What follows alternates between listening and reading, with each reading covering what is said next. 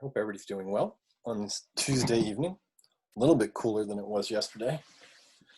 And I'm hoping that this evening is going to be a fairly quick night because my goal is for you all to actually have some time to begin chapter 26 before I see you tomorrow. Okay, so I'm not actually going to lecture on 26 this evening. I'm going to finish up 25. I'll do a general overview of what you want to pay attention to when you're reading the materials inside chapter 26. But you really want to have a fairly solid understanding of the construction of the kidney when we meet each other tomorrow. Or in addition to that, what I have done here is I'm picking up where we left off yesterday. And yesterday, of course, was quite a bit of information. So what I'd like to do is just sort of jump right into a quick review and remind you that if we're thinking that this is the basic energy molecule, and it's going to be glucose, capital G, and it actually has to get inside of a cell. Here's a cell. Yay, cell. Okay. Remember, we use insulin to regulate the movement of glucose by facultative or facilitative diffusion into the cell. And then we go through a series of steps, and those steps are glycolysis,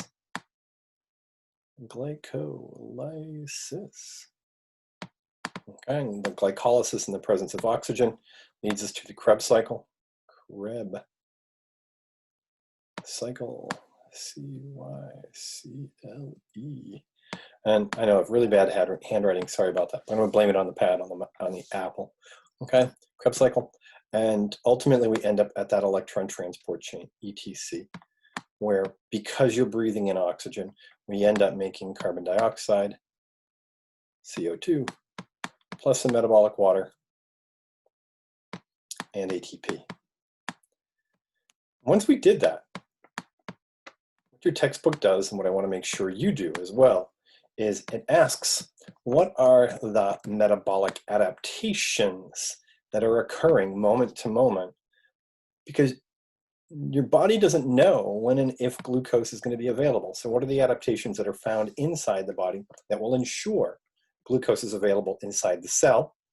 Notice insulin has many pre-absorptive, insulin, okay, has many pre-absorptive responsibilities. But what happens during the post-absorptive state? What's going on when energy needs are being met by fuels that are already inside of the body? And let's imagine that insulin brings glucose inside of a cell. Let's imagine we have plenty of glucose inside of the body. And imagine then we're talking about how do you actually access something like glycogen? Glycogen, okay. Let's do this. Person inside the class, awesome. Cool. And that's where the lecture starts today. So when you're seeing what's going on here, this is where we actually stopped, and I could hear your brains melting out of your head last night. And I was like, okay, so remember I told you that the brain gets glucose right off the top, and in states of starvation, you'll actually get it from ketone bodies.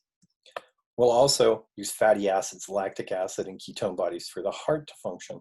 But primarily what we've studied so far is we have this ability to take glycogen, break this down into glucose 6-phosphate so that we ultimately have pyruvic acid. And in the presence of oxygen, we make ATP, but in the absence of oxygen, we will make anaerobic environments, we'll make lactic acid. And all of this can continue to travel. And what I did is I highlighted the fact that lactic acid can come in and help make glucose through gluconeogenesis. That's literally where we finished. Now, what I want to do is I want to think about what actually drives this. In the post-absorptive state, what is the hormonal regulation that will allow these events to occur? And what you want to pay attention to here is what is then glycogenolysis, glycogen breakdown, what is lipolysis, triglyceride breakdown, as well as protein breakdown. And you're going to see that these are the hormones that actually drive this. And you're going to notice there are no new hormones here. And if anything, they should make sense relative to what we've seen, not only in the past, but we saw inside chapter 18, when the body is under duress. The main stimulating hormones for glycogenolysis are glucagon and epinephrine. If we go down here for gluconeogenesis, these will be the hepatocytes in the kidney cortex cells. We'll use glucagon and cortisol here. So this is one of those moments when you're like, okay, I can see a pattern here. If insulin was used for the pre-absorptive states, we know glucagon, epinephrine, and cortisol are the major hormones for post-absorptive states. Now, this happens as we fast or we starve, but that's not really the point. The point is that once you actually have a certain amount of energy inside your body, you generate a certain amount of heat. And your textbook does a really sort of awkward transition here, and I'm laying it at their feet because I really don't know a better way to transport it, except to think of those moments in your life when you were cold and you were hungry and you ate something immediately. And what happened? Well, you felt actually heat being produced inside your body. And you have a certain amount of metabolic heat that is determined as quiet, resting, and fasting states that are known as your basal metabolic rate. When you go and get your blood drawn in the morning after a night of not eating or drinking, and you go to Becton Dickinson or whatever the places are around at Quest Diagnostics, they're taking everything at a basal metabolic rate. And this is the reason why.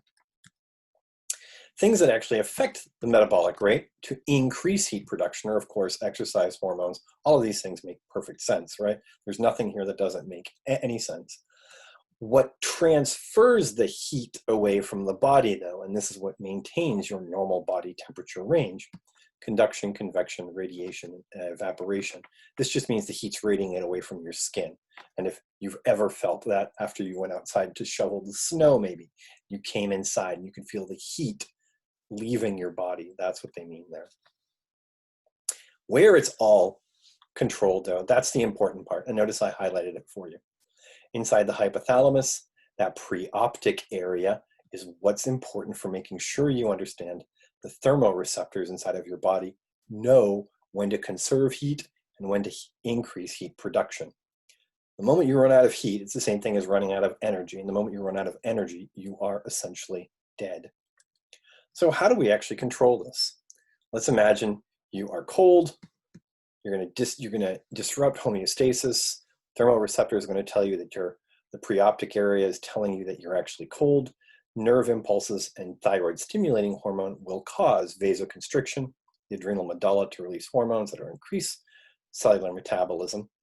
And notice that's epinephrine and norepinephrine. The skeletal muscles constrict, and the thyroid hormone releases T3 and T4. All of this does is bring your body temperature back up to its normal range. What happens when you run out of these things, of course, is you, for a short period of time, can spend time outside of that range, but ultimately you need to get back slowly to your normal temperature. So the take-home message here is this: you have a basal metabolic rate that if we were to draw it, depending upon the hour of the day, during the daylight hours, it's fairly high. During the nighttime, it becomes lower, so on and so forth. And of course, what's changing is as you wake up in the morning, before you wake up, different hormone concentrations are actually increasing. And if you've ever had that sensation when you're waking up in the morning, you can feel yourself actually getting warmer. Those are thyroid stimulating hormone as well as insulin concentrations increasing inside your bloodstream. And that's what's increasing your basal metabolic rate. Okay, so how do we actually regulate this? Well, if we think about where energy is coming from, well, we control it through hunger. Maybe this morning you woke up and you're hungry. Okay, what's going to happen, of course, is neuropeptide Y. Believe me, you don't need to memorize this. This is more like a story for you. Neuropeptide Y stimulates food intake, whereas melanocortin inhibits food intake. And you have one more hormone inside there, leptin, which actually decreases the adipodicity of the body mass itself. So the ratio between these three hormones determines how much extra adipose tissue you carry around. Now, even though I think nutrition as because I don't want to offend anybody, because somebody's probably really excited about nutrition inside class, right? Well, you eat a healthy set of meals, you're going to be a healthy person. If all you eat is poor quality materials, processed materials, you're going to have really poor nutrition. And unfortunately, that's just the way it bears itself out. Not much sure what else to say beyond that. There are some things that I do want you to be aware of at the end of this chapter, though, that are actually useful. Nudge, nudge, hint, hint, wink, wink, when we consider all of the other pathways we've studied this semester so far. You're going to notice I'm skipping right over what you should be eating in terms of like carbohydrates and fats, and this is all crap, okay? It's dependent upon who you are as a human being and what your body actually needs and what your performance goals are for your body. So it really does just depend on making sure that you eat a healthy meal with everything you need inside of it.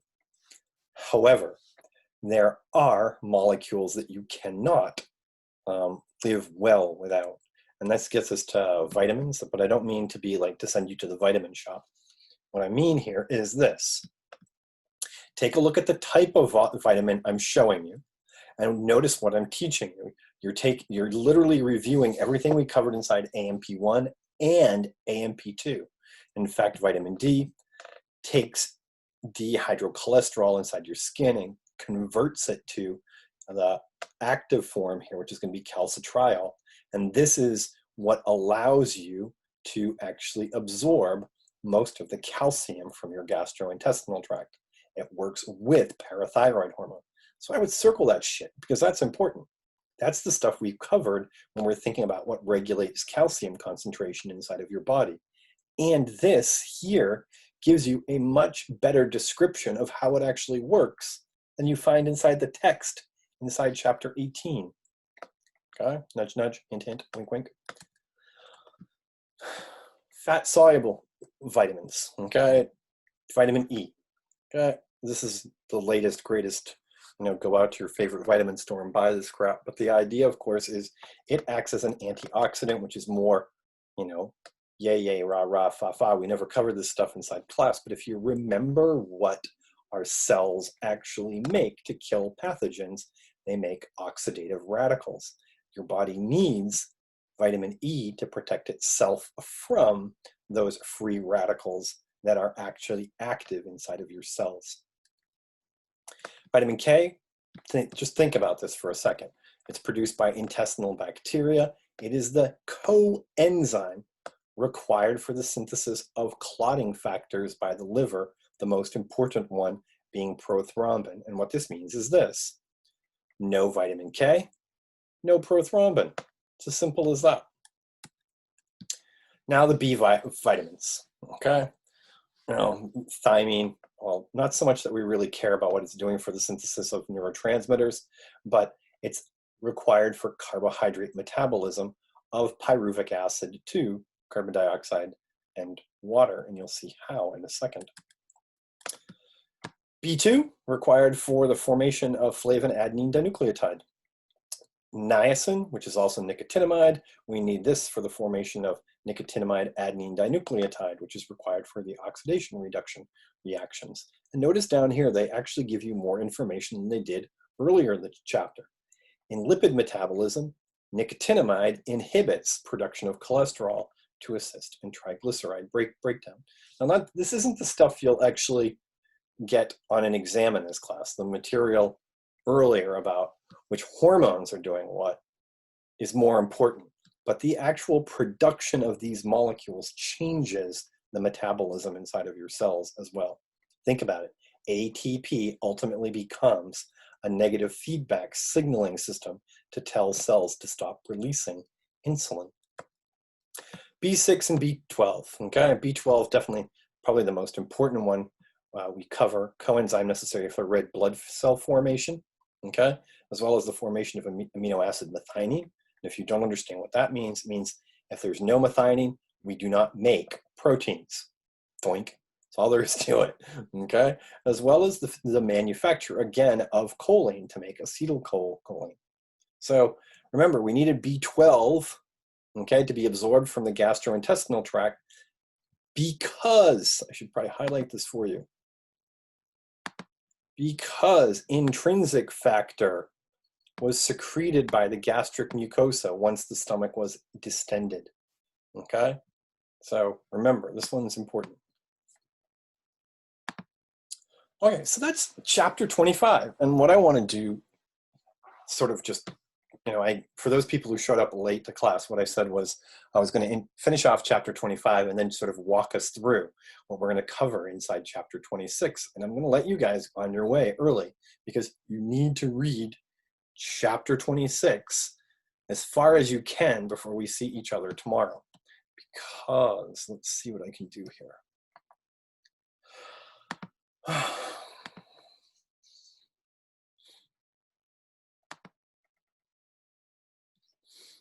Let's get this out of the way. What's going on here? 1 second. Sorry about this.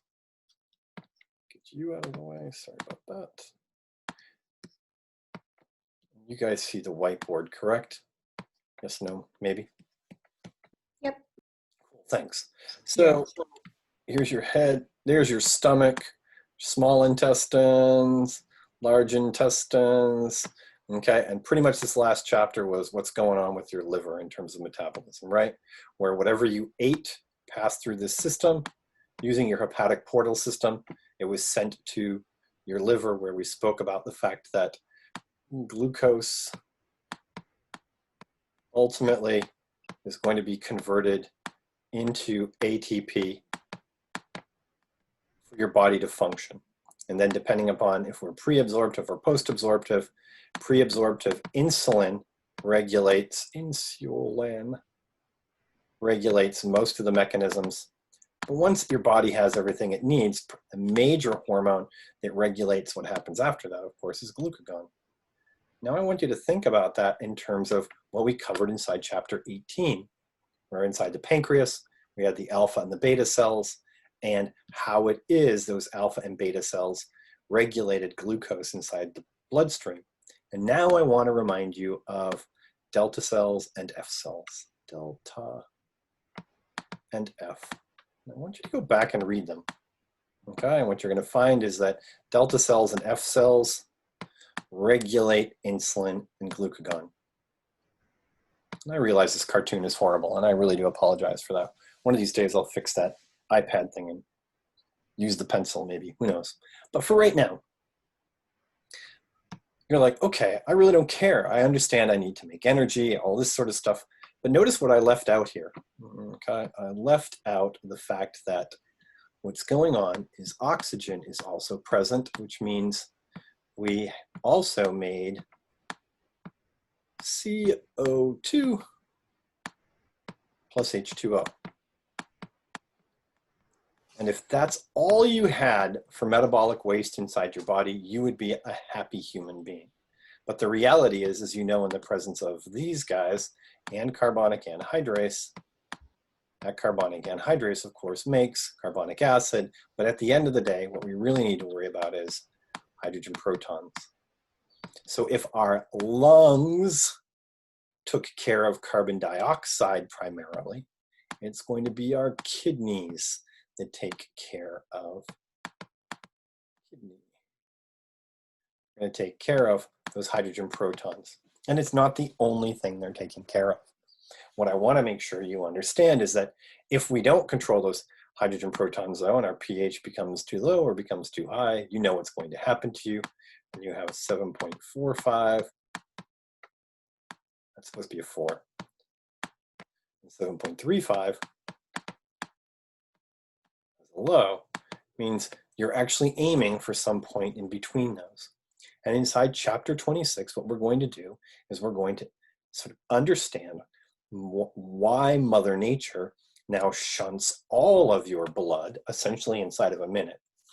Okay, it takes about a minute to filter, at least a liter of blood inside of your kidneys, right?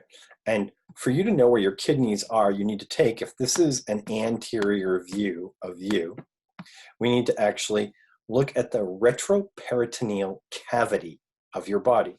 So inside lab, what we're going to do is we're going to cut all of this out of the way, literally stop cutting at the esophagus, cutting at the rectum, pulling it all out of the way.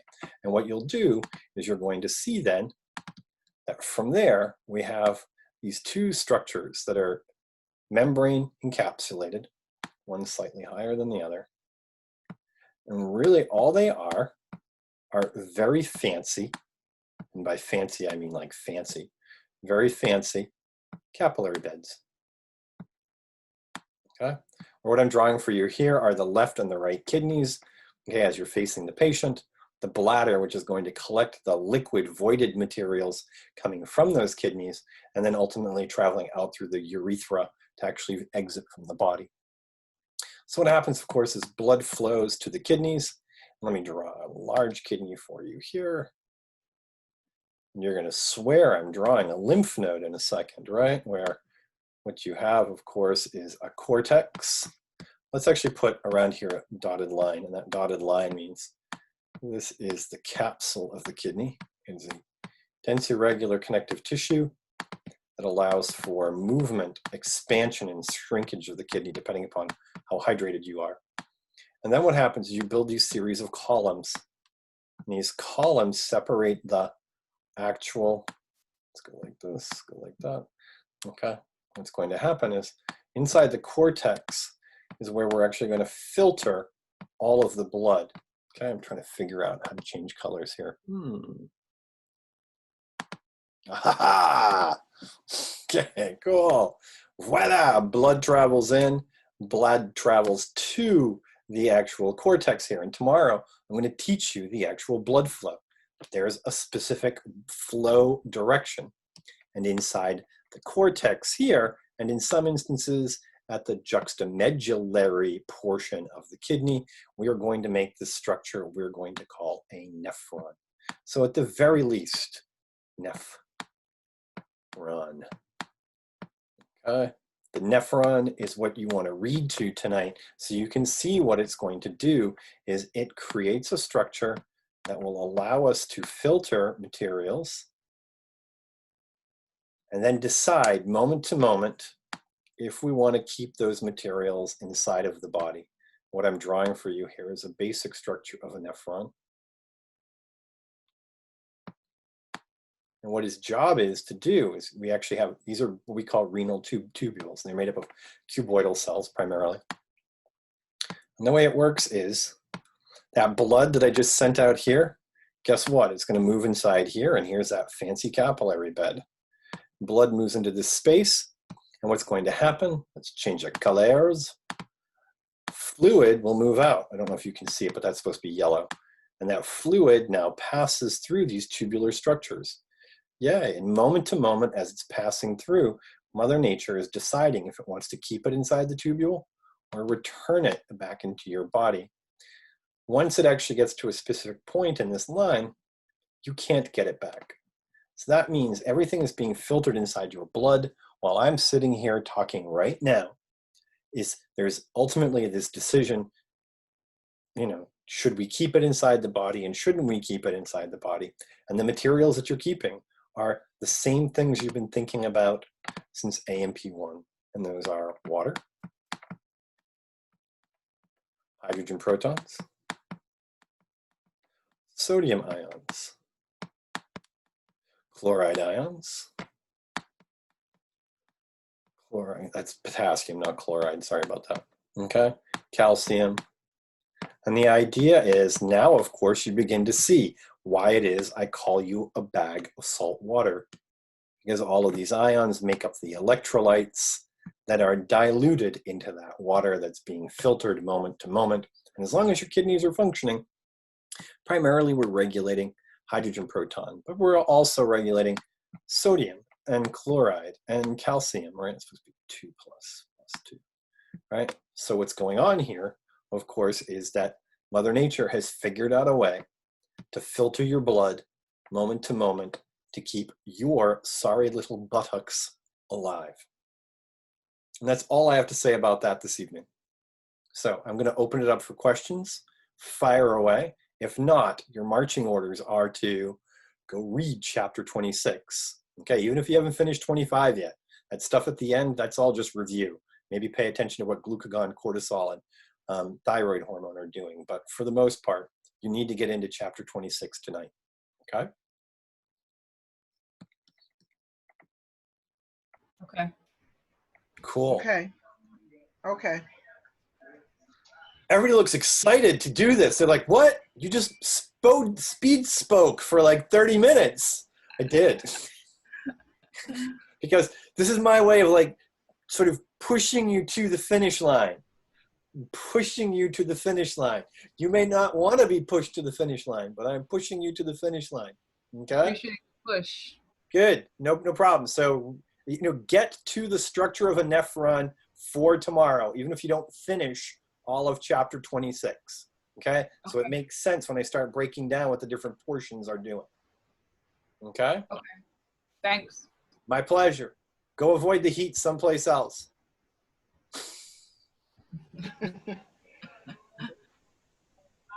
Have a good night, folks. Okay.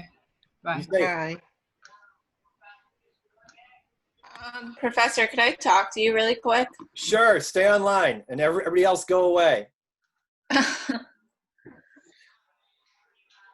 You're lucky. I almost ended the meeting. Just wanted to jump in really quick.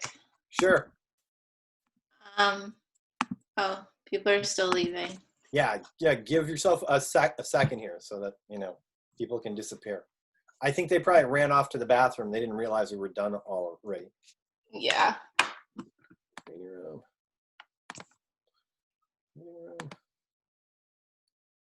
How'd you know?